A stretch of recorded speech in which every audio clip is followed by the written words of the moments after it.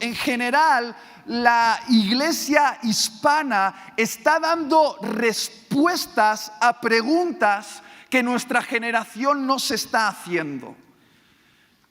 Y las preguntas inquietantes que nuestra generación se está haciendo se quedan sin una respuesta veraz. Y no seré yo quien le quite valor a cuestiones tales como ¿será que Adán y Eva tenían ombligo? ¿O qué significa el tercer colmillo de la séptima cabeza del dragón de Apocalipsis? Seguramente temas realmente importantes, pero hay temas urgentes que están sacudiendo el alma de nuestra generación. Y uno de ellos es este: ¿qué pasa con la pornografía?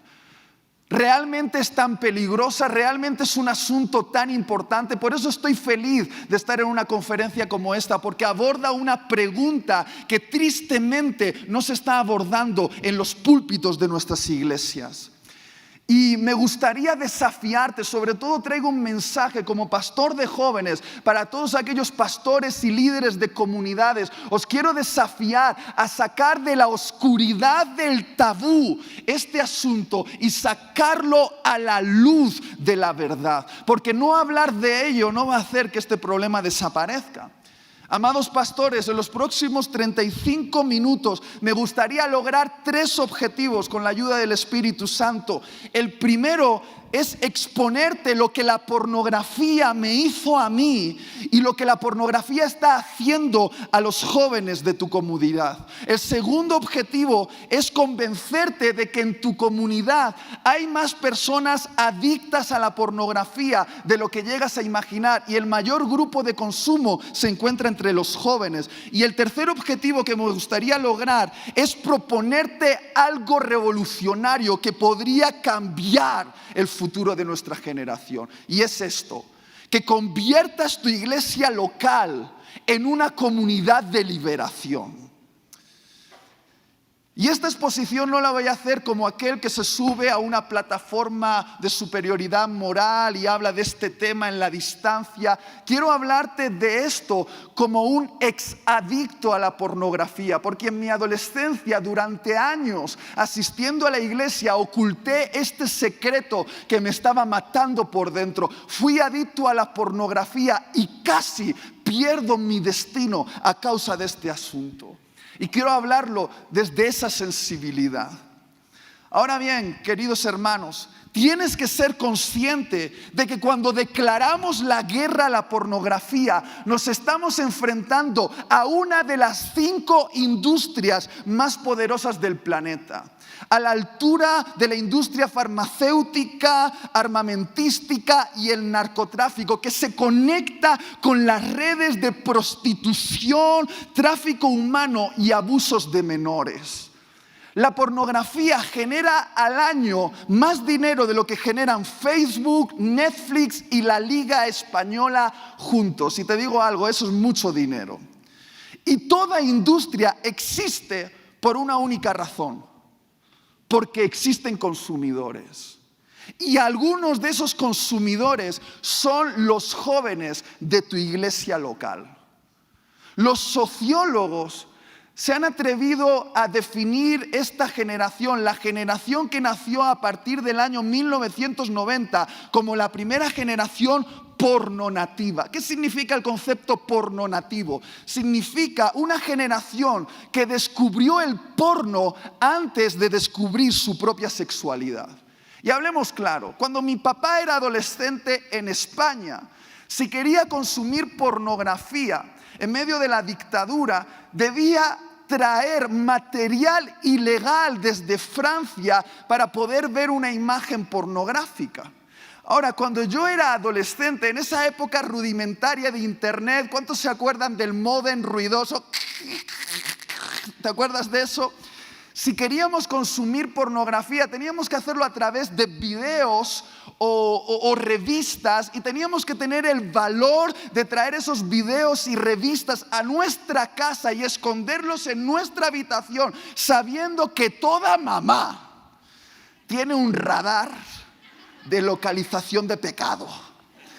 Pero los adolescentes de hoy en día, que han sido equipados con estos aparatitos llamados smartphone, cuyos padres con buena intención se los han dado para mantenerles conectados, tienen al alcance de un solo clic un acceso a toneladas de bits de pornografía inimaginable para la mayoría de los que estamos aquí. De hecho, el 20% del contenido en internet se estima que es pornografía. Y aquí va la verdad.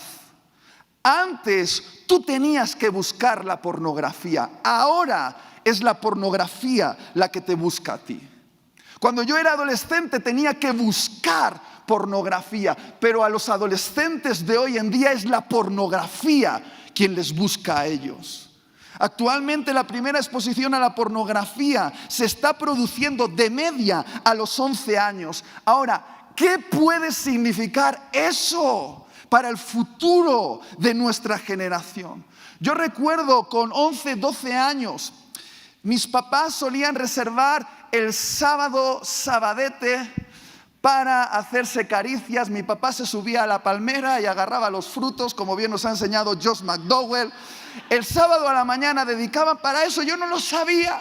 Y normalmente yo dormía toda la mañana, pero esa mañana del sábado se me ocurrió levantarme temprano y quería saludar a mis papás. Abrí la puerta de la habitación y en medio de la penumbra vi algo, no lo vi muy claro, vi dos cuerpos demasiado cerca y lo primero que hice fue ponerme a llorar.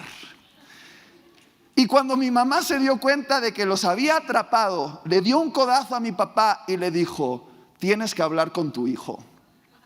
Y esa fue la primera charla que tuve con mi padre acerca de sexo. Cogió un libro rudimentario con dibujos de espermatozoides y óvulos y me dio la primera charla de sexualidad. Ese viejito que aprendió a leer con 40 años se atrevió a hablarme de sexo. Yo le decía: no me puedo creer que esto sea verdad. Y mi padre dijo algo que yo no estaba listo para escuchar: el sexo es bueno.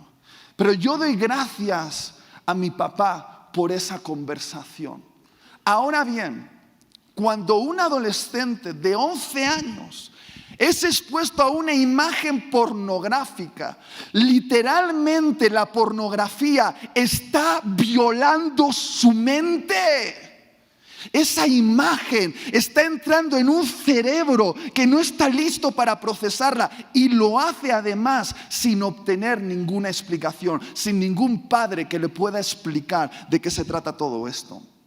Ahora bien, de la misma manera que la mejor edad para aprender una disciplina, un arte, una habilidad es en la adolescencia, también en la adolescencia es donde se forjan las adicciones más profundas. Ese momento en la adolescencia, cuando todavía el cerebro es moldeable, cuando está en su etapa más plástica, es el momento para crear las adicciones más fuertes en nuestra vida, porque literalmente esas adicciones reconfiguran nuestras conexiones neuronales para convertirnos en personas dependientes para el resto de la vida.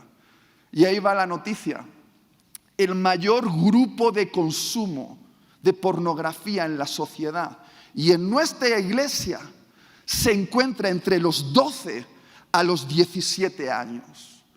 Y yo no voy a entrar en los detalles que tan bien ha expuesto el doctor acerca de cómo la pornografía es la nueva droga, pero solo te diré una cosa: debido a la formación del cerebro de un adolescente, es más fácil que un adulto que se hizo adicto a la pornografía en la edad adulta deje esa adicción que un adulto que se hizo adicto a la pornografía en la adolescencia. ¿Por qué? Porque la adicción hace su efecto en los resortes más fundamentales del cerebro, en las capas más profundas de la mente. Queridos pastores, papás y mamás que estáis en la sala, si ayudamos a nuestros jóvenes a vencer la batalla contra el porno en su adolescencia, probablemente habrán ganado esa guerra para el resto de su vida. Pero si perdemos esa batalla en la adolescencia, quizá vemos cómo toda una generación es destruida a causa de una de las plagas más virulentas que estamos viviendo. Por eso, con este breve mensaje, quiero llamar a los pastores, a los papás y a las mamás a levantarse en guerra contra la pornografía y a comenzar a hacer esto desde nuestras casas y nuestras iglesias locales. Sé que para algunos pensar en sacar este tema al púlpito de nuestras iglesias locales les parece casi una herejía, porque ¿cómo hablaremos de sexo en el sacrosanto púlpito de nuestras iglesias? No hay cosa más sagrada que la sexualidad, y mientras nosotros nos mantenemos callados, la pornografía grita al oído de nuestros jóvenes. Si mi papá, que aprendió a leer con 40 años, bruto, tuvo esa conversación conmigo, que siempre le agradeceré.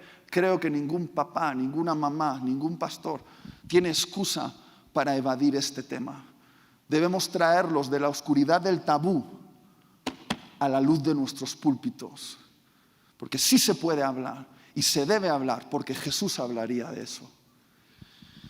Ahora, lo que más me preocupa de este asunto es que el porno literalmente está transformando la mente de nuestros jóvenes.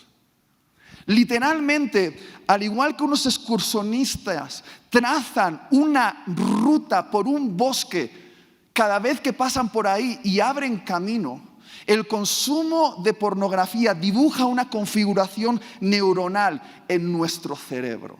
Y eso lo ha explicado tan bien el profesor que no voy a entrar en ello. Pero esta es la verdad escandalosa que la industria pornográfica no quiere admitir. ¿Estás listo? El porno no genera un tipo de práctica sexual. El porno genera un tipo de persona. Lo voy a volver a decir. El porno no genera un tipo de práctica sexual. El porno genera un tipo de persona. Un tipo de persona que disfruta del abuso, la degradación y la dominación sobre la mujer. La pornografía no es una fantasía inocente, no es educación sexual, no es cultura, no. Está cambiando la manera en la que los hombres perciben a las mujeres que les rodean. Ahora quiero hacer una pregunta incómoda para todos los que estamos aquí. ¿Quién en su infancia, antes del porno, soñaba con lo que el porno ofrece? Lo voy a preguntar de otra manera. ¿Recuerdas cómo eran tus fantasías sexuales en la adolescencia?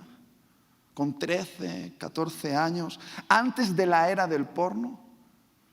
Dices, no, soy pastor, yo no tenía fantasías sexuales. Bueno, yo con 13, 14 años sí tenía fantasías sexuales y las recuerdo bien. Yo soñaba con un placer conectado al afecto, a los abrazos, a los besos, a las caricias. En mis fantasías sexuales de adolescente había una carga de interacción con la otra persona. Había diálogo, había un desarrollo, era importante el ambiente, lo que yo decía, cómo ella respondía. Pero el porno no es eso. El porno destruye eso. El porno nos ofrece un tipo de práctica sexual que degrada a la mujer, basada en la dominación y la violencia sobre ella. Es decir, es una práctica sexual sin intervención de las manos del hombre acariciando el cuerpo femenino. En otras palabras, es sexo sin manos. Y tú puedes decir, ¿y qué importancia tiene eso de sexo sin manos? Ahí voy. En la escena básica de la pornografía, siempre se va a ver a un hombre penetrando a una mujer por donde sea posible. Y a la cámara de la pornografía no le interesan las caricias, ni los abrazos, ni el diálogo, ni la interacción. Solo le interesa grabar la penetración. El hombre no dialoga con la mujer, a no ser para insultarla y vejarla y llamarla todo tipo de obscenidades. Y además, para que la cámara pueda grabar la penetración, generalmente el hombre se pone la mano en la cintura o detrás de la espalda o detrás de las manos para que la cámara pueda grabar ese acto, y no usa las manos si no es para golpear a la mujer, agarrarla violentamente o literalmente asfixiarla. Y lo que intento decir es que el porno está transformando la mente de los jóvenes que van a tu iglesia.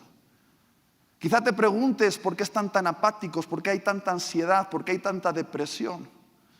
Porque literalmente sus cerebros están siendo contaminados. No se les está enseñando una práctica sexual sin afecto, sin romance, sin amor. Una práctica que disfruta, donde la mujer es humillada y reducida a un objeto. Finalmente, la pornografía genera un tipo de hombre. Un hombre que disfruta teniendo dominio sobre la mujer. Queridos, la razón fundamental por la que yo dejé la pornografía es porque me asusté. Es porque me di cuenta de que me estaba transformando la mente. Y ya no hablo de estudios neurológicos, hablo de mi experiencia. En mis fantasías sexuales con 13, 14 años, antes de la pornografía, había una narrativa donde la mujer era importante, donde yo interactuaba con ella, pero cuando mi mente empezó a intoxicarse con la pornografía, me di cuenta de que mis fantasías se empezaron a llenar de ira y violencia. Me convirtió en un tipo de hombre que para excitarse necesitaba ver cómo una mujer era humillada de alguna manera. Y me asusté porque me di cuenta de que de repente mi mente buscaba ver cosas que en un sentido, cuando estaba sobrio, sabía que eran inmorales, que eran horribles. Y me asusté. Y como me asusté, me alejé un poquito de mi servicio en la iglesia. Me alejé de mis pastores, me alejé de la gente a mi alrededor porque me sentía un hombre horrible. Y no voy a entrar en esto, pero bien se ha dicho que la pornografía es como una droga, y como toda droga, cuando el cerebro se acostumbra a cierta dosis, la dosis que antes producía un resultado deja de hacerlo y necesita una dosis extra para lograr el mismo éxtasis. En el consumo del porno, esa dosis extra significa una imagen más violenta, un cuerpo diferente, una escena más turbia, un fetiche. Si tú entras a una de las webs de pornografía más populares, encontrarás un catálogo, como un menú de una pizzería de lo que puedes ver ahí. Espero que esto te sorprenda, que no lo hayas visto, pero si como yo entraste ahí, te darás cuenta de que en el menú aparecen cosas como estas: colegialas, gordas, orgía, racial, lesbianas, incesto, sadomasoquismo. Ahora, si entras un poco más profundo en la deep web, que tampoco es tan difícil entrar, encontrarás otro tipo de categorías: violación, niños, animales, defecación. ¿Por qué? Porque lo que termina excitando a un cerebro expuesto a la pornografía no es el desnudo, es la innovación. Y en el caso de la pornografía, la innovación es fetiches. Personas con cuerpos diferentes, más violencia, una imagen más turbia, animales, violación y, ¿por qué no?, niños. Y me asusté. Me asusté al darme cuenta de que me estaba convirtiendo en un hombre horrible. Y comprendí una cosa, y por eso dejé la pornografía. Porque un hombre, un pastor, un mentor, impidió que me aislase por la vergüenza, me agarró, me miró a los ojos y me dijo: hay un propósito de Dios para ti. No eres un hombre horrible, eres un hombre que tiene un llamado divino y vamos a salir de este pozo juntos. Yo estaba en eso, que solamente decirlo en la sala ya he visto que la gente se ha tensado y decimos, uy, si hay alguien que ve ese tipo de cosas, eso es una persona horrible, deberíamos meterla en una cárcel, aislarla. Pues si eso hubiesen hecho conmigo, queridos hermanos, yo no estaría aquí como un hombre libre para liberar en el nombre de Jesús a mi generación. ¿Alguien entiende lo que estoy intentando decir? ¿Alguien está entendiendo? Y solo diré esto, algo que me impactó, supongo que ya se ha dicho aquí, es que cada vez que yo consumía pornografía no solo me estaba haciendo daño a mí, sino que estaba siendo cómplice de la trata de seres humanos. Pornografía viene de dos palabras, porneía y grafía, prostitución filmada. Y comprender que cada vez que yo hacía clic, clic sobre una categoría, esa categoría de alguna manera llegaba a la mafia, esa estadística de mi consumo llegaba a la mafia. Y si yo había puesto jovencitas asiáticas en el buscador, habría un hombre que compraría o raptaría a una niña asiática para meterla en un burdel para mí. Porque ellos saben que del clic, clic al toc, toc hay un pasito. Y comprender que el porno no solo me afecta a mí y a mi destino, sino que afecta al destino de miles de personas en este planeta, me abrió los ojos. Ahora, el mayor desafío que tenemos con esta generación es que nuestra cultura occidental ha normalizado la pornografía. Y sin saberlo, estamos más intoxicados de lo que imaginamos. Por ejemplo, déjame hacerte una pregunta. ¿Cuántos de los que están aquí creen que son adictos al azúcar? Levanta la mano si crees que eres adicto al azúcar. Muy bien, gente honesta. La mayoría de personas creen que no son adictos al azúcar. Dicen, no, si yo no me echo azúcar en el café. Pero descubren que realmente son más adictos de lo que piensan cuando hacen un ayuno. Porque los 3 días siguientes al ayuno están endemoniados. Les duele la cabeza, irascibles, están tensos y dicen, no, es que los demonios me están atacando. No, es que tienes síndrome de abstinencia del azúcar.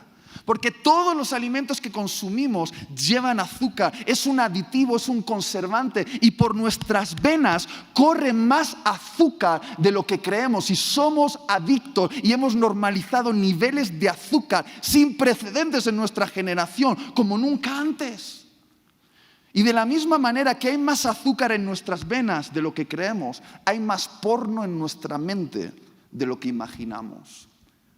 Y el problema es que se ha normalizado y con la normalización viene la insensibilización. Y esto es lo más difícil que tengo que tratar con los jóvenes. Estaba hablando con un joven acerca de una serie de moda, Juego de Tronos, Games of Thrones. ¿Qué serie? ¿Qué argumento? Impresionante. Pero en cada capítulo una escena erótica, un desnudo, una interpretación gráfica de un acto sexual. Y yo le dije a un joven en un diálogo, ¿no te das cuenta de que ver Juego de Tronos es exponer tu mente a pornografía? Dijo, no, eso no es porno, eso no es porno. No, pero ¿no ves? Se ven los pechos de la mujer, el trasero, hay como un grafismo del acto, no se ve la penetración, pero hay un grafismo del acto. Y me dijo esto que casi todos los jóvenes me dicen, no, es que a mí no me afecta. Y yo le miré a los ojos con gracia y verdad y le dije, si no te afecta, no necesito ser profeta para decir que ya estás intoxicado. Y si eso no produce ningún tipo de excitación en ti, si ver los pechos de una mujer no te produce excitación, sé que tú consumes pornografía. Se puso nervioso y dijo, ya lo sé, tú ves pornografía. Nuestros jóvenes están normalizando la pornografía. Hay una diferencia que yo hago entre el porno duro y el porno blando. El porno duro es el porno explícito, eso que encontramos en las webs especializadas. Pero el porno blando ha invadido nuestra cultura. El porno blando es el erotismo que impregna todo.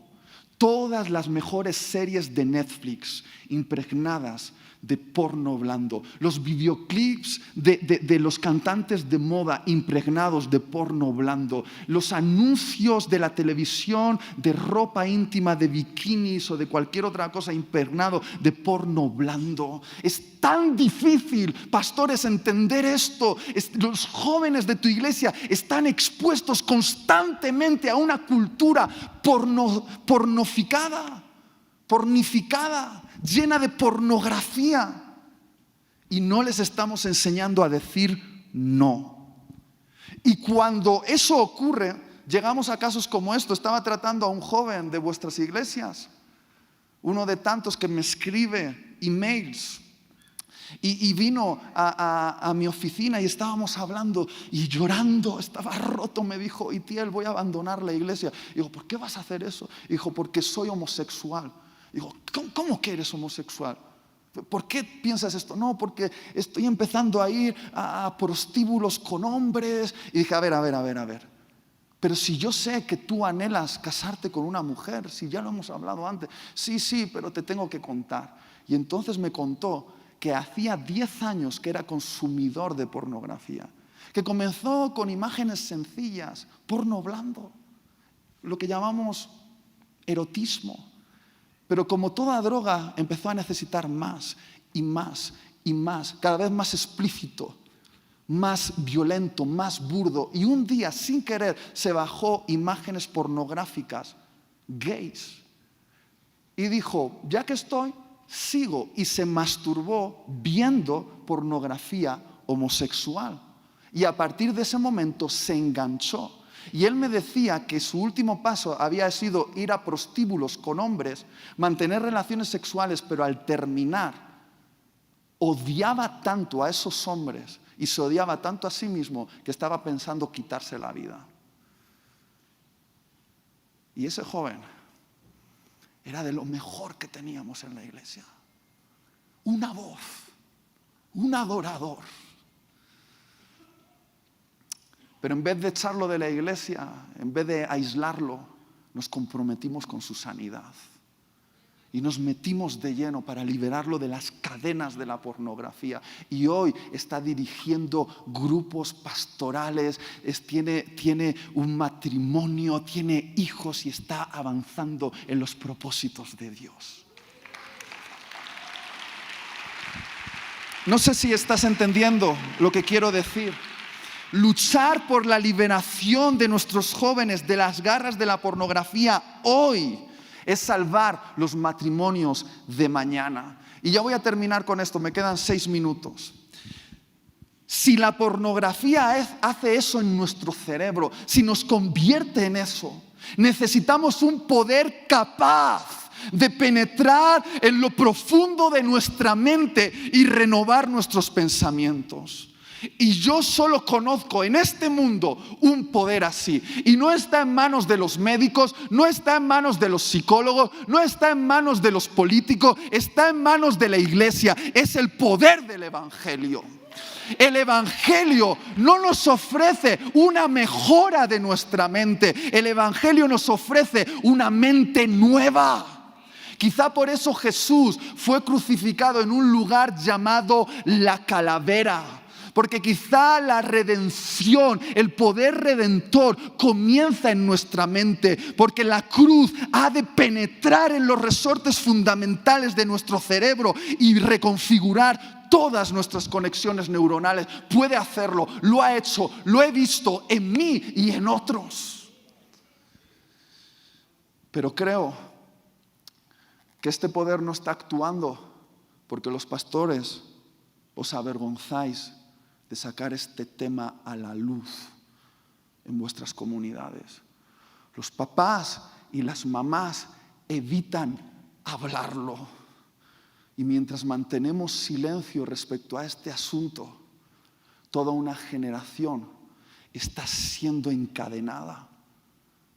Déjame explicar esto. Yo siempre les digo a los jóvenes que vienen a mí buscando liberación de la pornografía, les digo: caíste en el pozo solo, pero saldrás de él agarrando la mano de otra persona. Mira, en la pornografía se cae en soledad y se sale en comunidad. Y quiero terminar hablándote del experimento de las ratas. Las ratas son muy famosas en eventos como estos. Tenemos que inventar una rata a dar una conferencia. Saben mucho las ratas.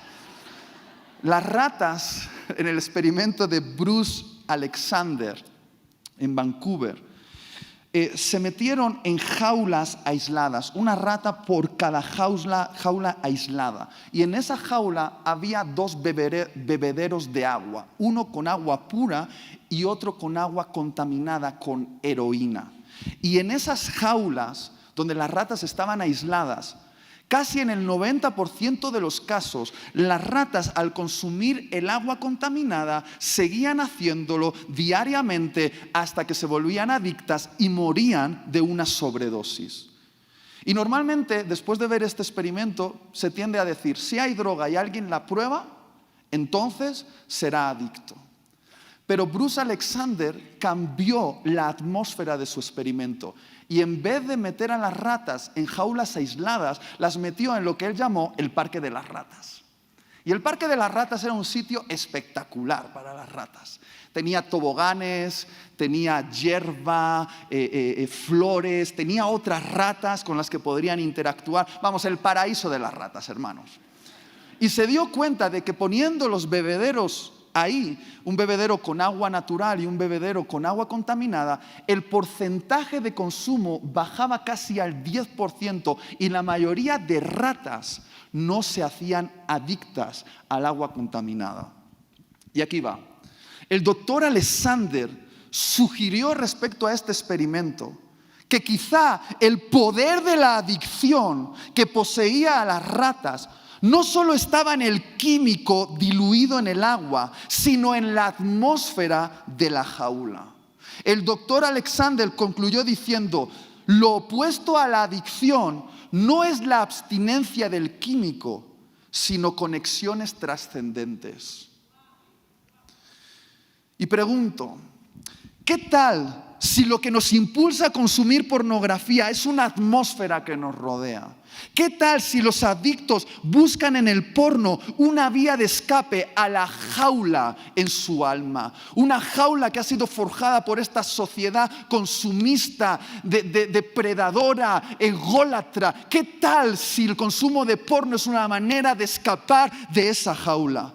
Entonces, querida iglesia, cuando luchamos por la libertad de alguien, no solo debemos ayudarle a negarse a consumir, sino que debemos ponerlo en una atmósfera de conexiones trascendentes.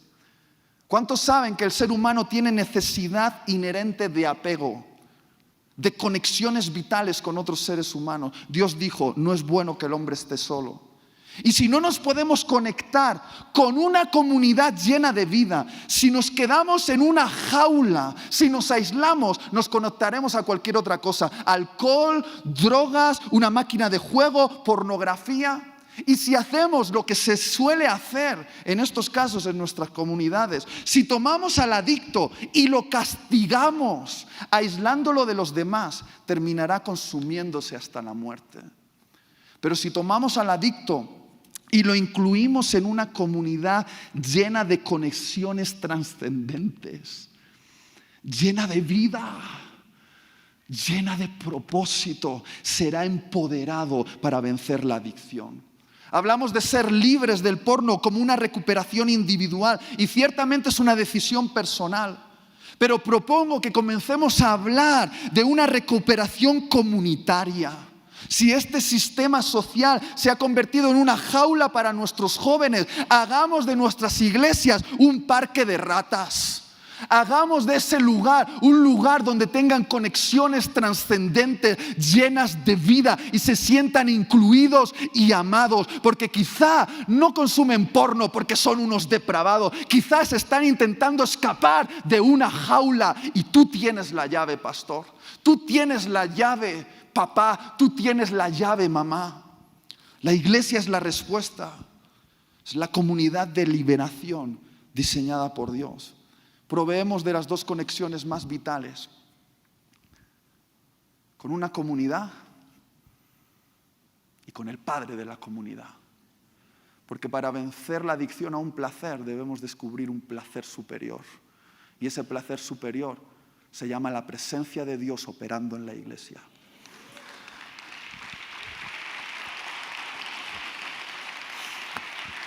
Y termino. Ahora pasamos a la entrevista. Casi en todos los emails que recibo de vuestros jóvenes, y no es uno o dos, os podría enseñar mi cuenta de Facebook, Twitter, Instagram, el email.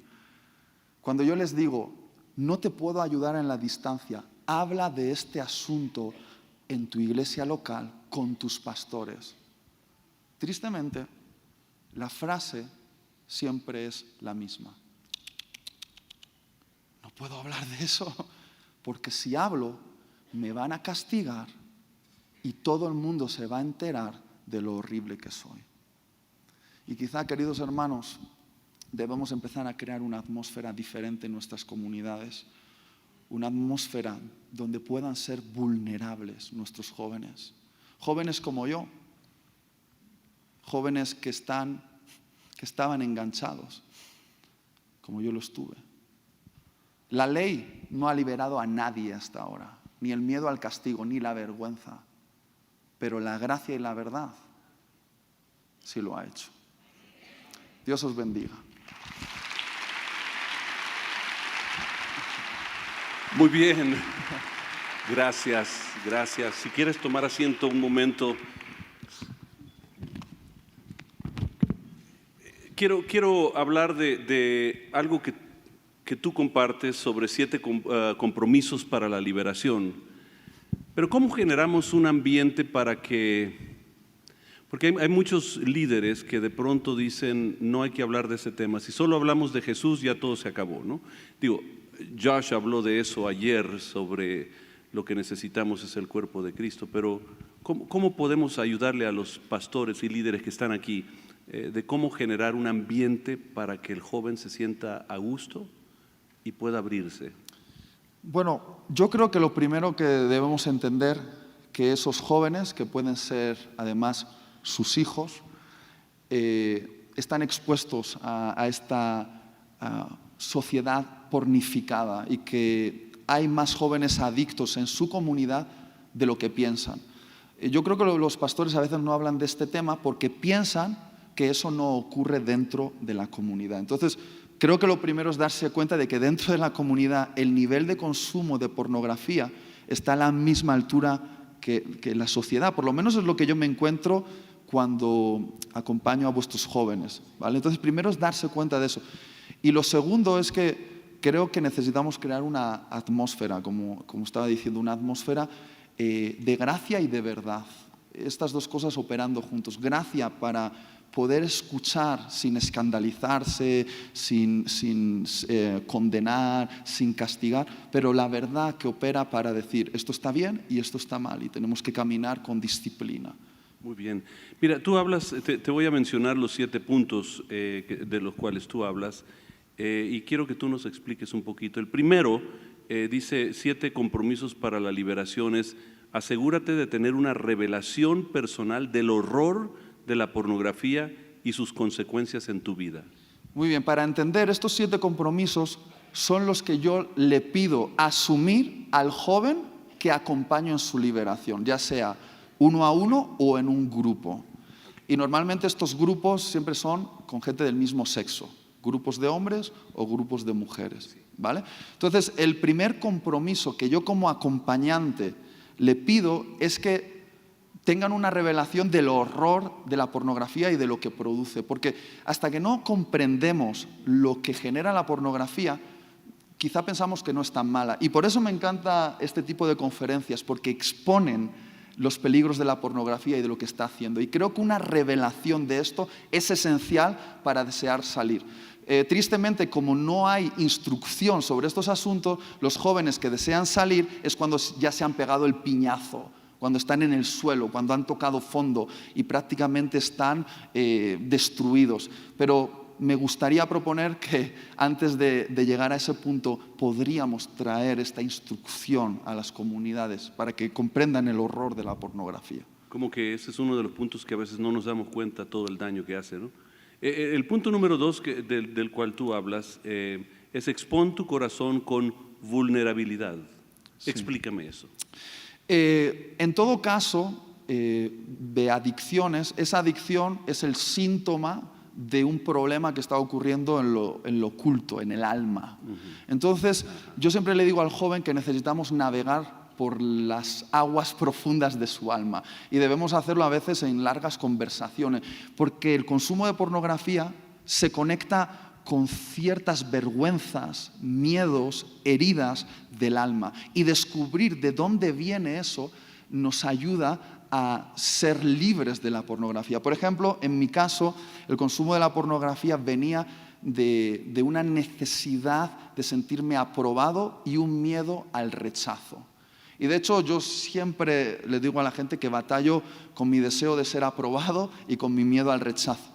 Por eso, al conocer mi alma, creo que más o menos la voy conociendo, yo sé cuáles son los momentos de mayor peligro para mí. Por ejemplo, después de una conferencia, yo me voy al hotel y si estoy solo, de repente empiezo a pensar, ¿y cómo habrá sido la conferencia? ¿Les habrá gustado a la gente? Quizá alguien se ha ofendido conmigo. Y empieza a operar esos mecanismos de mi alma, de miedo al rechazo, de necesidad de aprobación. Y entonces la dama malvada de la pornografía me susurra y me dice, ven, que yo te voy a dar consuelo ahora. Y como yo conozco que mi alma tiene este tipo de debilidades, yo puedo crear seguridad a mi alrededor. Por eso normalmente soy acompañado por alguien cuando me voy a un hotel, a una conferencia. Y el conocer mi alma me ha ayudado a crear sistemas de protección a mi alrededor. Y necesitamos hacer eso con los jóvenes, porque yo creo que batallarán con estas cosas el resto de su vida, pero debemos armarlos. Sí. Gracias. La tercera cosa que hablas es bloquea los canales de consumo. ¿Cómo podemos hacer eso? Soy muy claro con los jóvenes. Yo les digo que la adicción a la pornografía sigue rutinas. Suele ocurrir en un lugar, en un momento, a través de un aparato. Siempre sigue rutinas porque así opera nuestro cerebro. Entonces, hacemos una evaluación juntos de cuándo es que consumes pornografía, qué ha pasado, dónde estás, cómo te encuentras. Y entonces vamos haciendo un listado de los canales de consumo, cómo llegan hasta ahí. Y entonces les digo, ¿cuánto vale tu liberación? No, vale mucho, tanto como para abstenerte de tus redes sociales o de tu smartphone. No. Y ahí es donde viene la tensión, porque mucha gente quiere ser libre de la pornografía, pero no quieren soltar los medios de consumo, porque son medios de consumo que también les proveen de otro tipo de interacciones, como los smartphones, ¿no? Sí, cuidado. Entonces, vamos desarrollando pues, una estrategia para su liberación. No, consumo pornografía con el móvil. Bueno, vamos a dejar el móvil fuera de tu habitación por las noches, o vamos a poner un programa informático en tu ordenador para bloquear esto, o vamos a mantener las puertas de tu habitación abiertas. Y vamos creando todo un sistema de protección y así bloqueamos los canales de consumo. En adicción a la tecnología yo hablo de usa la tecnología para que te ayude con la tecnología, porque hay cosas para bloquear, hay cosas para apagar tus sistemas, hay cosas para que te des cuenta cuánto tiempo estás pasando en ello. Luego el punto número 4, de lo cual tú hablas, es confiésalo rápidamente y acepta la corrección. Se lo digo claro, le digo, mira, no podemos estar jugando a esto. Tenemos un compromiso de vulnerabilidad. Lo que está ocurriendo en esta conversación, le digo al joven, yo no lo voy a publicar, yo no lo voy a exponer, es un ambiente seguro, pero tu compromiso es que si caes, me lo confiesas rápido y luego aceptas la disciplina que yo te propongo. Es en trato con la persona, tu mentor, tu consejero. Exacto. Yo como mentor le digo, confiésamelo y después quizá tengo que aplicar una disciplina. Cuando hablo de aplicar disciplina no es que lo castigo, sino que digo, bueno, ¿en qué has fallado? ¿Dónde está el punto? ¿Dónde ha estado la brecha? Entonces quizá tenemos que hacer esto o esto otro. No, pero no quiero hacerlo. Bueno, si no aceptas la disciplina que te propongo, vete solo, pero yo no te puedo acompañar. Entonces deben de alguna manera rendir su derecho de elegir durante un tiempo a su mentor, que soy yo. ¿Habrá una diferencia entre corrección y juicio? Clarísimamente. El juicio condena a una persona y lo aísla, pero la corrección, esta disciplina de la que estoy hablando, aplica la verdad sobre esa persona, pero la abraza. Entonces creo que es bastante diferente. La quinta cosa que tú hablas es establece metas cuantificables.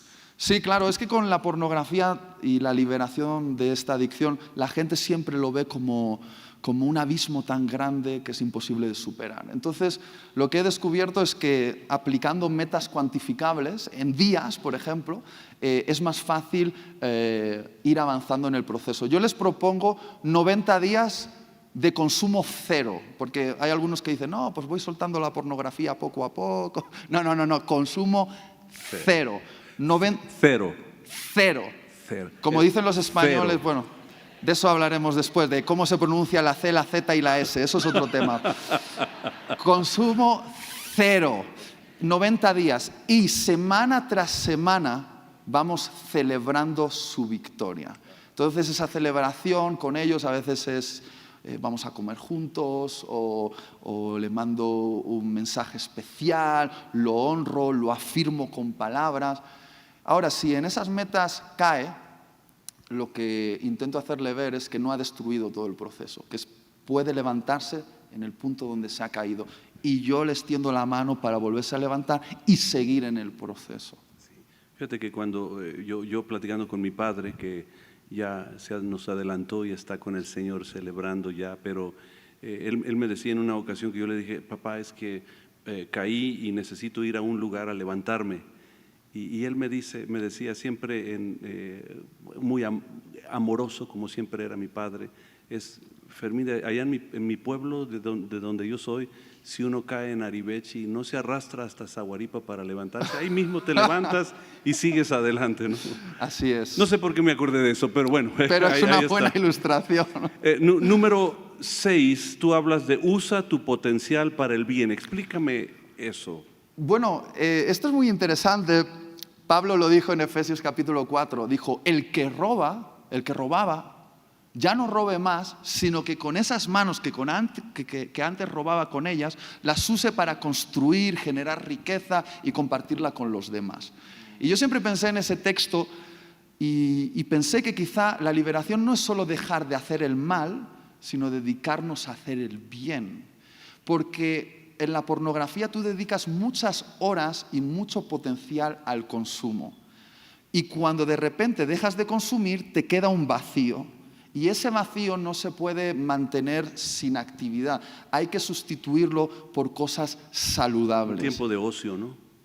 Bueno, tiempo de ocio no sería muy aconsejable, sino más bien actividades que te hagan crecer, servicio a la comunidad, meterte a estudiar algo, hacer deporte. Literalmente jóvenes, dejando la pornografía, me dijeron, es que he descubierto que soy un genio, de repente me vienen un montón de ideas creativas y estoy haciendo esto y esto otro y estoy ganando dinero. No me lo puedo creer. Es que el porno había consumido tanto de ellos que al dejar la pornografía descubrieron que eran auténticos genios. Y eso es no solo dejar de hacer el mal, sino hacer el bien. Y qué mejor lugar que hacerlo en la comunidad local, ¿verdad? Y la séptima cosa de lo cual tú hablas es ser libre de los espíritus malignos. Bueno, aquí no me quiero meter en diferentes sensibilidades teológicas respecto a este asunto, pero creo que una clave para liberar a muchos jóvenes ha sido no solo someterlos a un proceso estratégico, sino orar por ellos y orar en el poder del Espíritu Santo. Y hablar a esas fuerzas que encuentran huecos en el alma a través de, por ejemplo, la pornografía y que se infiltran, no voy a decir que poseen, se infiltran, hablarlas en el nombre de Jesús y sacarlas fuera de ahí. Y yo he visto que eso funcionó conmigo y está funcionando con jóvenes. Hay un poder a nuestro favor que es el poder de la luz y es más fuerte que el poder de la oscuridad. Nada más hay que usarlo. Solo hay que usarlo. ¿Algún bonus que nos quisieras agregar? Bueno, el bonus, yo les digo, una vez que ya hemos vivido el proceso, esos 90 días, y luego ya 90 días son 3 meses, luego ampliamos a 6... ¿Es 3 meses allá en España? Sí, igual que 90, aquí, no sé. fíjate. Lo que pasa es que aquí en México hacéis cosas muy extrañas, pero espero que sean también 3 meses. Luego ampliamos a 6 meses, pero ya de una comunicación menos directa, y luego ya es hacia 1 año ir monitorizando, ¿no? Entonces yo les digo, cuando ya han pasado, por ejemplo, 6 meses o 1 año de libertad total, lo que yo he hecho contigo, hazlo con alguien más. Porque no... De servicio. Claro, yo creo que dejar la carga solo sobre los pastores, la carga de liberar a otros, es una carga demasiado grande. Sí. Sin embargo, si nos convertimos en una comunidad de gente liberada que libera a otros, entonces generaremos un movimiento que puede cambiar el destino de nuestra generación. Sí. Itiel, muchas gracias. Y no se te olvide esto. Hay cosas raras aquí en México, pero los que descubrieron supuestamente acá fueron los españoles. Bueno, en fin, ese es otro tema.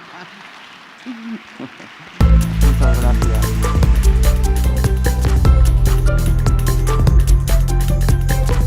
Expande.